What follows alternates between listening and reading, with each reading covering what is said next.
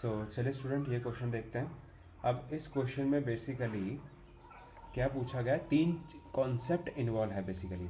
तो क्या पूछा गया है कि कोई भी एक आर्टिकल है, कुछ गुड्स है, मान लो कुछ चीज़ें हैं, उन्होंने 20 रुपये पर गुड के हिसाब से ख़रीदा।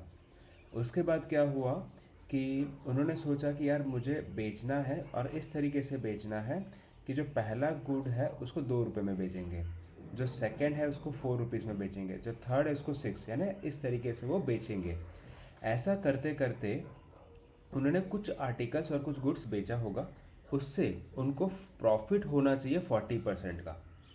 ठीक है, तो मिनिमम नंबर ऑफ गुड्स ऐसे कितने होने चाहिए। तो अगर मैं यहाँ पे ड्रॉ करूँ या बताऊँ, तो मान लो कि मैंने कुछ आर्टिकल परचेस किए, तो उसका प्राइस क्या हो जाएगा, कॉस्ट प्राइस क्या हो जाएगा।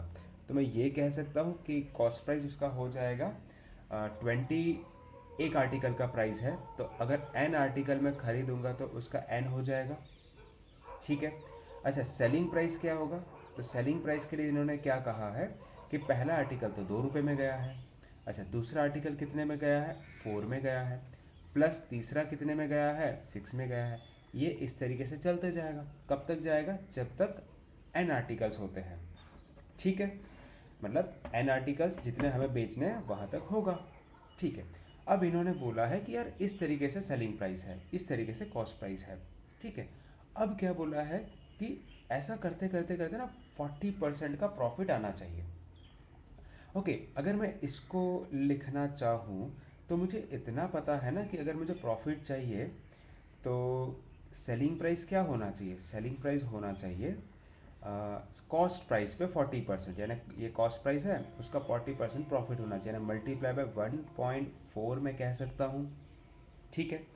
अच्छा, बट मुझे नंबर ऑफ आर्टिकल पता नहीं है, तो कम से कम मिनिमम पूछा ना, मिनिमम, यानी कि इसका जो समेशन है, मतलब मैंने 2 रुपये प्लस 4 रुपये प्लस 6 रुपये कर कर कर करके एन आर्टिकल बेचा, उसकी प्राइस, ठीक है, उसकी प्राइस इससे ज़्यादा होनी चाहिए या मिनिमम उसके बराबर होनी चाहिए। कॉस्ट प्राइस के किसके बराबर, सेलिंग प्राइस ये होता है, तो मुझे प्रॉफिट मिलेगा।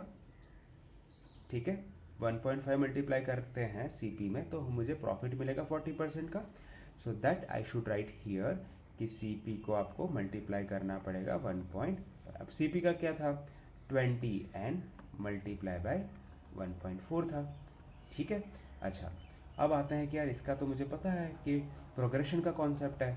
अगर मैंने 2 कॉमन भी ले लिया तो this can be written as 1 + 2 + 3 + up to n। ठीक है, राइट। ओके, तो ये फॉर्मूला क्या हो जाएगा, n प्लस 1/2। सो ये हो जाएगा n प्लस 1/2। इस 2 से ये 2 कैंसिल आउट हो गया। ठीक है, नाउ इसको अगर इसके साथ मल्टीप्लाई करते हैं तो इट इज़ 28n। ठीक है, राइट।